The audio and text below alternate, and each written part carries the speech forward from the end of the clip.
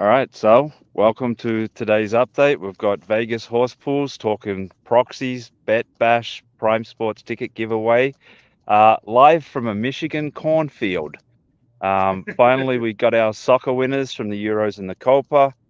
Um, Arrangements being made with each of the entrants and the winners to get sorted out, whether it's a circuit entry, whether it's something else that we're going to do for them in lieu of them not being able to make it to Vegas. Scott, what else do we have? Well, I don't want to bury the lead here. There was a huge announcement to name this morning by Prime Sports for Bet Bash. Probably the best week of everybody's lives in the year 2024. They're giving away a free VIP ticket. Adam, what happened there? So, as part of the platinum sponsor of Bet Bash, and where we're all looking forward to be next week, there was tickets as part of the package. And once got the employees sorted out, got a few customers sorted out, etc. I believe there was one or two left over, and said, "Well, why not see who's still short of one and who's interested in going?" And they put it up on up for again just a random night to put forth why they should be going and why they need to be there, and go from there. Boy, you're the champion of E plus EV contest because that's a huge thing, giving away the VIP ticket, not just the general admission. So when I saw that, I was unbelievable what you were doing. It's almost as good as the contest you just ran with us with the soccer contest. But I did get to talk to Spanky the other day, and the seminars are filling up very, very quickly. I was really surprised when he was giving me the numbers that I have on my own seminar. Have you talked to Spanky about your podcast seminar? Have you got any numbers from him? No idea with the podcast. I just show up. I've got Joe and Matt and all those guys do all the hard work, and then I just show up and I'm asked questions and I go from there. That's pretty much my involvement. And again, most of Bet Bash, while I think there's some great seminars, um, I've been reached out to by a lot of people, and it's kind of just going to try and find a corner and just, a bit like that lunch we did a few years ago, which you're doing again. Just sit me in a corner and ask me questions, and I'll do what I can to help people out. Well, speaking of the Monday lunch that I throw every year, you're going to make it, right? Yeah, right now I should be coming in Saturday or Sunday, so all is on Sure. plan right now. But I've got confirmation from Spanky. Live Dog Luke's going to be there. Godfather has promised me he'll be there. Penske's also promised me. So we're going to have a pretty good turnout. I'm probably thinking right now we're going to be really close to 100 people. So it should be a lot of fun. I'm definitely wow, looking forward to it. So that's going to be a great way to kick off the Bet Bash week. And I only do it for one reason, and that's because I want Spanky to take the day away from me, like he did last year. Last year we held this on Tuesday, right. so he took it away from me and made it a VIP day. So then I countered with making this a Monday. So next year I hope he takes it away and we'll have this on Sunday. So I'm just trying to just boil the frog Okay. very, very slowly and cause this thing to go even longer. But I'm really excited about Bet Bash and the seminars. And here's probably one other thing that we really need to talk about is our new show. We're going to have a show every Saturday night at 4:01 p.m. Pacific time. Why 4:01? There's two big reasons. Number one, the circuit contest closes at 4 o'clock. I'll be able to release some percentages.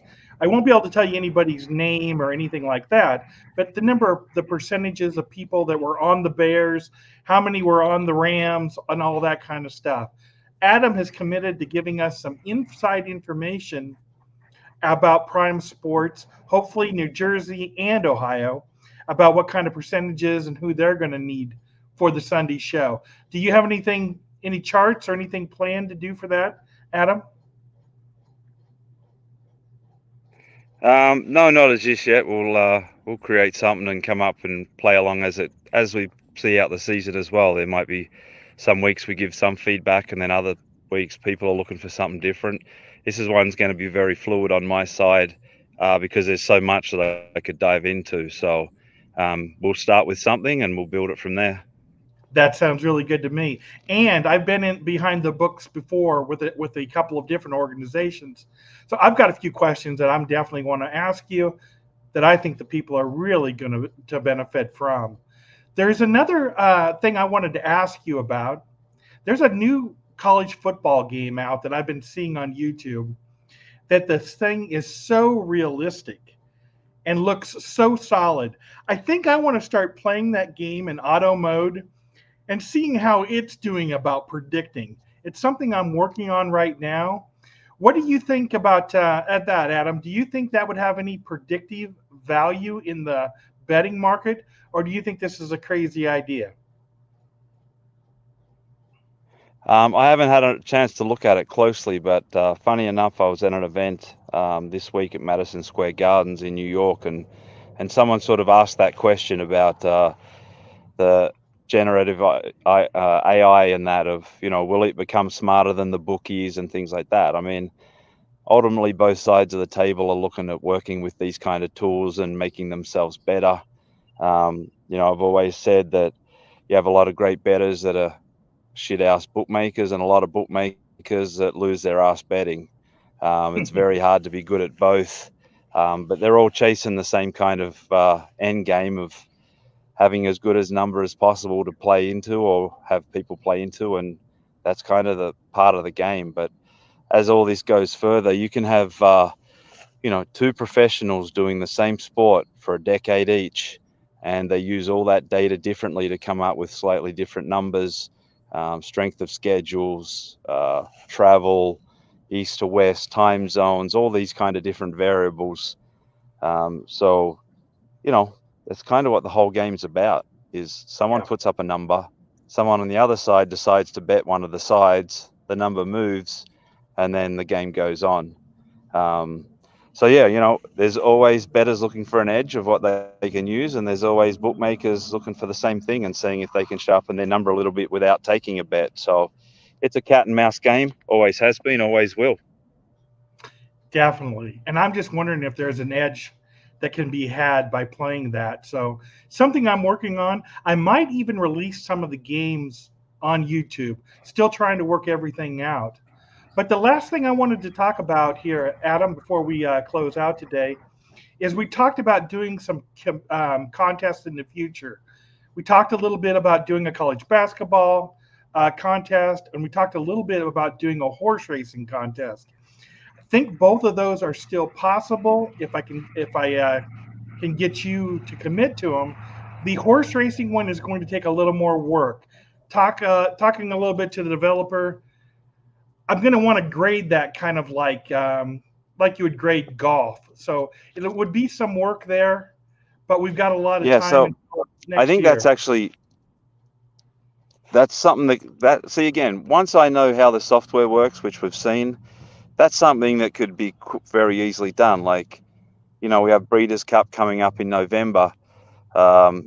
Usually 14 races, something like that. We could do 5 head-to-heads in each race, so then we have 70 matchups to choose from, and then ultimately can score from there as well. So there's always different ways to be able to do this based on how the software works. Generally, that's how a sports book works. Your software can do certain things. You come up with, events, bet types, whatever else that can plug in, and then you offer it to the bettors. Going back many years where you used to write down on paper tickets and manually enter a lot of stuff because the softwares didn't do it. Things have expanded where, again, now you sort of build the mindset around the software and you play things into that. So I think definitely, I'd be open to something on the horse racing, especially Breeders' Cup, sort of in that time of year. March Madness is an easy decision. And then obviously we're working up towards doing the soccer again at the World Cup in 2026, which I really think we could make that a significant needle mover in what could be offered prize wise. Everything going to play between now and then. Yeah, that all sounds real good to me. I'm looking forward to everything that we can do working together. So that's about all I have on my list. We're going to probably not be able to do anything next week Everybody's going to be getting ready for Bet Bash, and we probably won't have another announcement to you guys until after the week after Bet Bash. So that's about all I got, Adam. If you got anything to close with. Nope, that's all I've got at the moment. Now I'm just heading back into my cornfield and seeing if I can get lost in there. Yeah, it's interesting seeing you in a cornfield. It reminds me of growing up in Nebraska. So it's all good with me. All right, so till next time, all the best. Thanks, guys.